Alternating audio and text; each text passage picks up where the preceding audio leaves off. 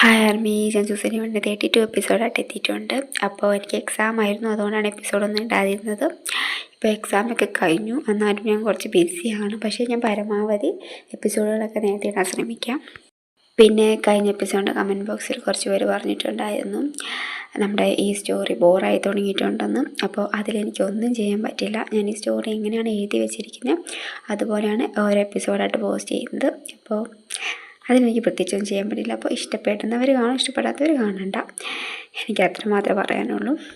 പിന്നെ കുറേ പേര് പറഞ്ഞിട്ടുണ്ടായിരുന്നു ജിമ്മിൻ്റെ ക്യാറ്റന് കൂടുതൽ ഇമ്പോർട്ടൻസ് ഇല്ലെന്ന്. ഇതൊരു വിമൻ കുക്ക് FF ആണ്, പക്ഷേ ഇത് വിമൻ കുക്ക് ഹോപ്പ് FFും കൂടിയാണ്. പിന്നെ ഞാൻ ഹോപ്പിനെ ഇതിനകത്ത് ചേർക്കാത്തൊരു കാര്യം എന്ന് വെച്ച് കഴിഞ്ഞാൽ അതിൻ്റെ സ്റ്റോറി തന്നെയാണ്. അത് ഫസ്റ്റ് എപ്പിസോഡിലൂടെ കാണുന്നവർക്ക് മനസ്സിലാവും അതെന്തുകൊണ്ടാണെന്ന്. ഈ സ്റ്റോറിക്കകത്ത് ഈ 4 ക്യാരക്ടേഴ്സിനും സെയിം ഇമ്പോർട്ടൻസ് ഉണ്ട്. ത്രിലോക്, പാർത്ത്, ലച്ചു, മീനു, ഇവർക്ക് 4 പേർക്കും സെയിം ഇമ്പോർട്ടൻസ് ഉണ്ട്. പക്ഷേ കല്യാണം വരെയുള്ള എപ്പിസോഡിനകത്താണെങ്കിൽ ലച്ചുവിനാണ് കൂടുതൽ ഇമ്പോർട്ടൻസ്, മീനുവിന് അത്ര ഇമ്പോർട്ടൻസ് ഇല്ല. കല്യാണം കഴിഞ്ഞ എപ്പിസോഡിനടുത്ത് മീനുവിന് ഇമ്പോർട്ടൻസ് കൂടുതലും ലച്ചുവിന് ഇമ്പോർട്ടൻസ് കുറവാണ്. അത് ഈ സ്റ്റോറി ഇങ്ങനെയാണ്. അപ്പോൾ ഇനിയുള്ള എപ്പിസോഡുകൾ 2 പേർക്കും തുല്യമായ ഇമ്പോർട്ടൻസ് എന്തായാലും ഉണ്ടായിരിക്കും. പിന്നെ ലച്ചുവിൻ്റെ ക്യാരക്ടേഴ്സിന് ഇമ്പോർട്ടൻസ് കുറഞ്ഞത് എൻ്റെയും കുറച്ച് മിസ്റ്റേക്കുകളുണ്ട്. ഞാൻ എപ്പിസോഡിൽ എന്നിട്ട് ലച്ചുവിൻ്റെ ക്യാരക്ടറിന് അധികം സീൻസ് എഴുതാതെ പോയി, അതെൻ്റെ മിസ്റ്റേക്കാണ്. പക്ഷേ ഇന്ന് നമുക്ക് സെറ്റാക്കാം. അപ്പോൾ എല്ലാവരും പോയി സ്റ്റോറി കണ്ട് ഇഷ്ടപ്പെടുമെങ്കിൽ ലൈക്ക്, കമൻറ്റ് എന്തായാലും ചെയ്യണം. പിന്നെ സബ്സ്ക്രൈബ്. ഓ, ചോദിക്കാൻ ആൾക്കാരൊക്കെ വന്നു. നീ എന്താ കരുതിയത് ഇവൾക്ക് ചോദിക്കാനും പറയാനും ആരും ഇല്ലെന്നോ? ഞാൻ അങ്ങനെയൊന്നും കരുതിയിട്ടില്ല. ഇവൾക്ക് ചോദിക്കാനും പറയാനും ആരും ഇല്ലെങ്കിലും നീ ഉണ്ടാവും എനിക്കറിയാം.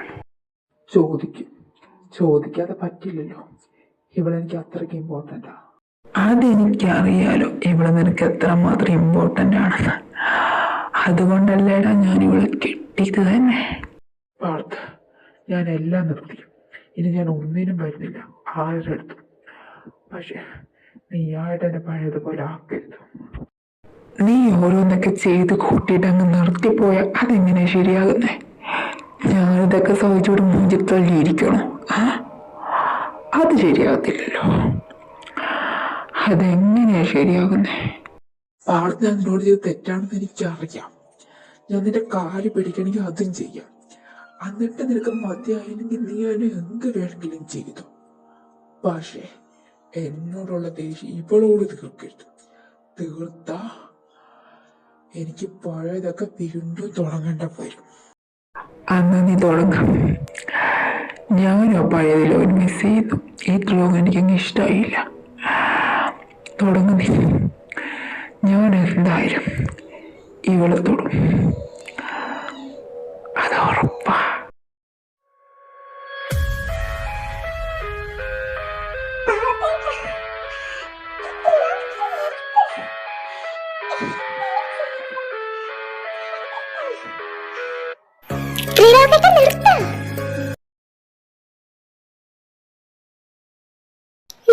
ഇവിടെ കിടന്ന് നീ കാണിക്കുന്നേ? അപ്പച്ച ഉദ്ദേശി വരാൻ ടൈമായി. ഒപ്പച്ചത് കൊണ്ട് കഴിഞ്ഞ ത്രിലോകട്ട എൻ്റെ കൂടെ.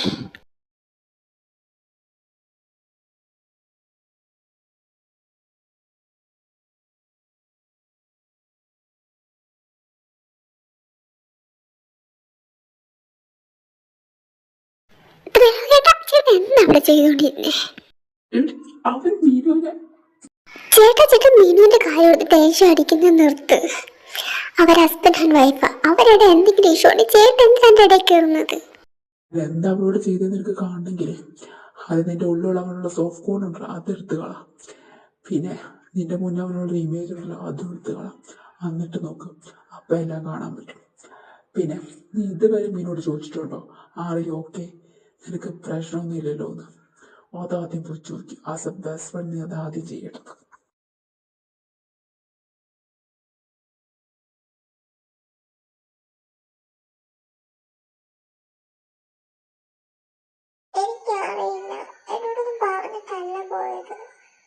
വീരു, നിങ്ങളുടെ വഴക്കുണ്ടായോ? ആ വഴക്കിട്ട് ഇറങ്ങിപ്പോയതാണോ? ചെറിയൊരു വഴക്കുണ്ടായിരുന്നു. കുറച്ച് അഡ്ജസ്റ്റ് ചെയ്യുമ്പോൾ നിനക്കത് ചെയ്തുകൂടെ? നിനക്കറിയാലോ എന്റെ സ്വഭാവം.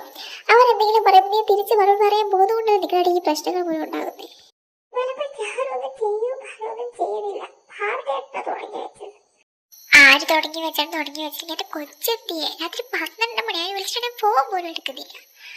എവിടെ പോയെന്ന് അവർക്കറിയാം. അപ്പച്ചി പാർത്തേട്ടൻ കുഞ്ഞു കൊച്ചൊന്നുമല്ല, ചേട്ടൻ തിരിച്ചു വരാൻ അറിയാം. അപ്പച്ചി എന്റെ ചുമ്മാ കയറുന്ന വീടുവിന്റെ പാക്കറ്റ് കയറണേ. പിന്നെ ഞാൻ ആരുടെ പാക്കറ്റാ കയറേണ്ടത്? എന്താ ഇവിടെ പ്രശ്നം? എന്തുപറ്റി ലച്ചു? അതല്ലോ വീട്ടുകാരും പാർത്തേട്ടൻ വന്നില്ല. വിളിച്ചിട്ടാണെങ്കിൽ ഫോണും എടുക്കുന്നില്ല. ഇന്ന് ഓഫീസില്ലാത്തതുകൊണ്ട് വൃത്തികേടനും അറിയത്തില്ല. ഇത്രയും നേരമായില്ലേ കാണാത്തതുകൊണ്ട് എല്ലാവരും ടെൻഷൻ അടിച്ചിരിക്കുക. ഇത്ര നേരമായിട്ട് വന്നില്ല. ലച്ചു ഞാൻ പുറത്തു പോവാം, വരാം. ചേട്ടൻ എവിടെ പോവാ? ഞാൻ ഇപ്പൊ വരാം. എല്ലാവരും കയറി കിടന്നു. നീ കയറി കിടക്കാൻ നോക്കുക.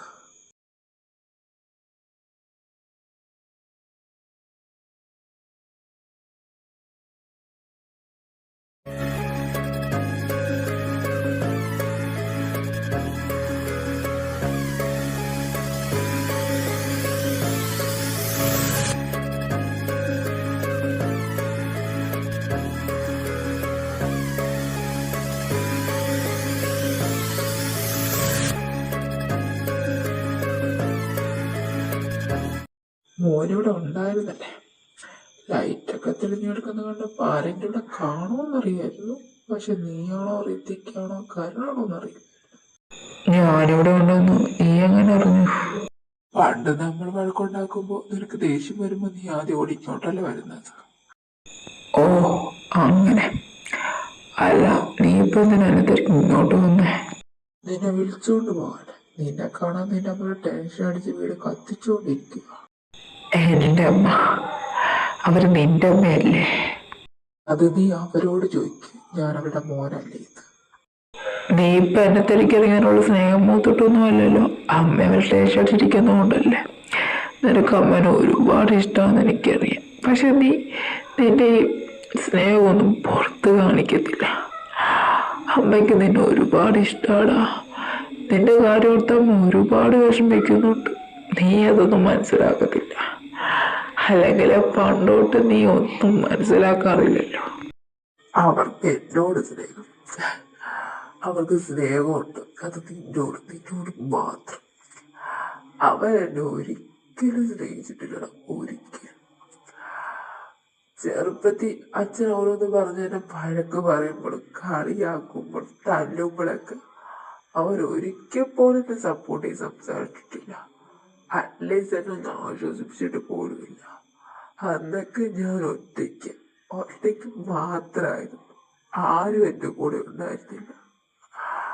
ആരും. I am sorry. പണ്ട് അച്ഛനും നിന്നെ അത്രമാത്രം വിഷമിപ്പിച്ചപ്പോ ആസ് എ ബ്രദർ ഞാൻ നിന്റെ കൂടെ നിൽക്കണമായിരുന്നു. പക്ഷെ ഞാനത് ചെയ്തില്ല. ഞങ്ങളെല്ലാം കാരണമല്ല നീ ഇങ്ങനെ ആയത്. ഞങ്ങളെല്ലാം കാരണം. പാർത്ഥ, നീ എഴുന്നേക്ക്. നീ ഇപ്പൊ തന്നെ നല്ല ഓവറാ. വാ, നമുക്ക് വീട്ടിൽ പോകാം. ഞാൻ എങ്ങോട്ടും ഇല്ല, നീ പോക്കോ. എന്ന് പറഞ്ഞെങ്കിലും ശരിയാകും. അവിടെ എല്ലാവരും നിന്നെ ഓർത്ത് ടെൻഷൻ അടിച്ചിരിക്കുക. നീ മര്യാദക്കിനിട്ട് വന്നേ. ആരാ എനിക്ക് വേണ്ടി ടെൻഷൻ അടിച്ചിരിക്കുന്നത്? ആരുമില്ല, ആരും. നീ പണ്ടെന്നോട് പറഞ്ഞത് ഓർമ്മയുണ്ടോ? എൻ്റെ എല്ലാ ദിവസവും നീ എന്നെ തട്ടിയെടുക്കുമെന്ന്. ഫൈനലി നീ അത് ചെയ്ത് കഴിഞ്ഞു. എൻ്റെ എല്ലാം നീ എന്നെ തട്ടിയെടുത്ത് കഴിഞ്ഞു. നമ്മുടെ അച്ഛനും അമ്മ നിന്നെ ഒരുപാട് സ്നേഹിക്കുന്നുണ്ട്. അവർ ചെയ്ത തെറ്റിനൊക്കെ അവർ പശ്ചാത്താപിക്കുന്നുണ്ട്. നീ അവർക്ക് മാപ്പ് തരുമെന്നും സ്നേഹത്തോടെ അച്ഛ അമ്മ എന്ന് വിളിക്കുമെന്നും എന്ന വിശ്വാസത്തിലാണ് അവർ ജീവിക്കുന്നത് പോലും. അവർ നിന്നെ ഒരുപാട് സ്നേഹിക്കുന്നുണ്ട്, ഒരുപാട്. പിന്നെ കൊച്ചച്ഛനും മായാൻ്റെയും അവർക്ക്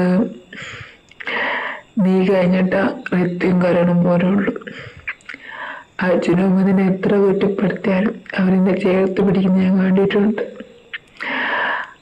അത് അർജുനോടുള്ള സ്നേഹം കൊണ്ട് മനസ്സിലായി. അത് നിനക്ക് മാത്രമുള്ളത്. പിന്നെ ഋത്തിക്കാരാണ് സിദ്ധുവേട്ടൻ. അവർക്ക് നീ കഴിഞ്ഞിട്ടേ പിന്നെ എന്തോ ഉള്ളു. പിന്നെ ഞാൻ സ്നേഹിച്ച പെണ്ണ് ലക്ഷ്മി. ഞങ്ങളുടെ ഇടയിലുണ്ടായിരുന്ന എല്ലാം ഇന്നത്തെ കൊണ്ട് അവസാനിച്ചു. അവൾ എന്നോട് ഒരുപാട് കാര്യങ്ങൾ പറഞ്ഞു. അതെല്ലാം ശരി തന്നെയാണ്. അവളും ഇപ്പൊ നിന്നെ സ്നേഹിക്കാൻ തുടങ്ങിയിട്ടുണ്ട്. പിന്നെ മൈ ഡിയർ വൈഫ്, അവൾ നിന്റെ ആയിരുന്നു, ഇപ്പോഴും നിന്റെ തന്നെയാ. ടോട്ടൽ പറഞ്ഞ എനിക്കാരുമില്ല, ആരും. നീ എൻ്റെ എല്ലാം എന്നെ തട്ടിയെടുത്തതല്ലോ, തട്ടിയെടുത്തു. പാർത്ത് പറയുന്നേ? എടാ, നമ്മൾ സ്നേഹിക്കുന്നവരൊക്കെ നമ്മുടെ കൺമുന്നിൽ വെച്ച് നമ്മളോട് അകലം കൊണ്ടാകുന്ന ആ പേര് നിനക്കറിയും. അതെനിക്കറിയില്ല. കാര്യം നീ ഇതുവരാനും സ്നേഹിച്ചിട്ടില്ലല്ലോ, സ്നേഹിച്ചിട്ടില്ല. പക്ഷെ അതിപ്പം ഞാൻ അനുഭവിക്കുന്നുണ്ട്. പാർത്ത്, ഐ എം സോറി. നീ എന്നോട് ക്ഷമിക്കണ. ചെറുപ്പം മുതൽ അച്ഛനും നിന്നെ കൂടെ സ്നേഹിക്കാൻ എന്നെ കുറ്റപ്പെടുത്തുകയും ചെയ്യുന്ന കണ്ടപ്പോ തുടങ്ങിയ വൈരാഗ്യം എന്നോട്, അത് വളർന്ന് അവസാനം നമ്മുടെയൊക്കെ ലൈഫ് നശിപ്പിക്കുന്ന അവസ്ഥ ഞാൻ എനിക്കൂന്ന് ഞാൻ ഒരിക്കലും കാട്ടിയതല്ലടാ. I am sorry.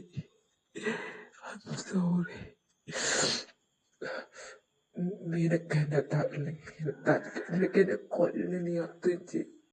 എനിക്കിനോട് ദേഷ്യമുണ്ടല്ലോ, നിന്നെ തല്ലാനും കൊല്ലാനുള്ള ദേഷ്യമുണ്ട്. പക്ഷെ ഞാനത് ചെയ്യില്ല. എനിക്കത് ചെയ്യേണ്ട ആവശ്യമില്ല.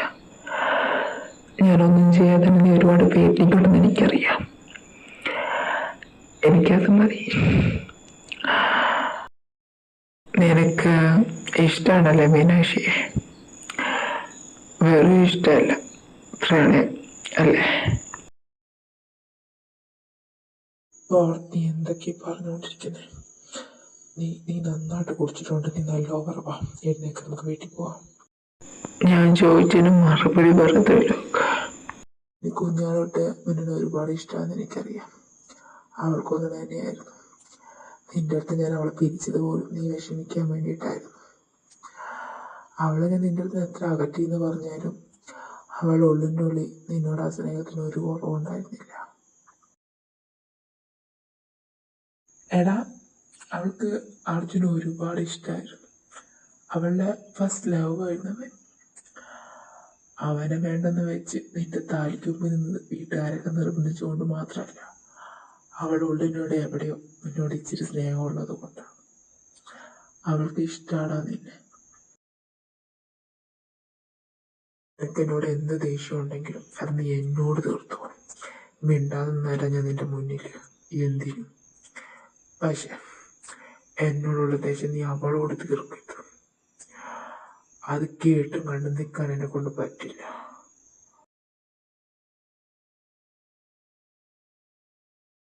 എല്ലാം മതി, നീ നിർത്തുന്ന ഇങ്ങനെ കുടിച്ചാൽ ശരിയാകില്ല. അതിനൊക്കെ നമുക്ക് വീട്ടിൽ പോകാം.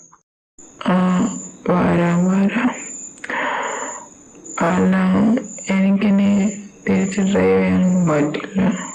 നീ ഡ്രൈവ് ഒന്നും ചെയ്യണ്ട. നീ എൻ്റെ കാറിലങ്ങ് വന്നാൽ മതി. നിന്റെ കാറിലൂടെ കിട്ടെ, രാവിലെ അടുപ്പിക്കാം. വാ. ഓക്കെ മൈ ഡിയർ ബ്രദർ, പോകാം.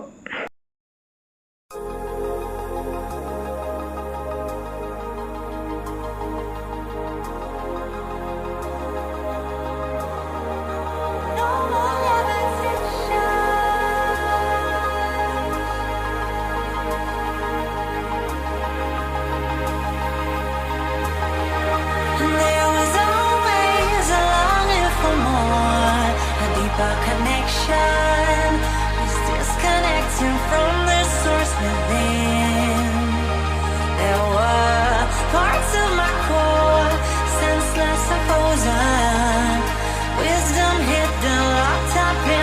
your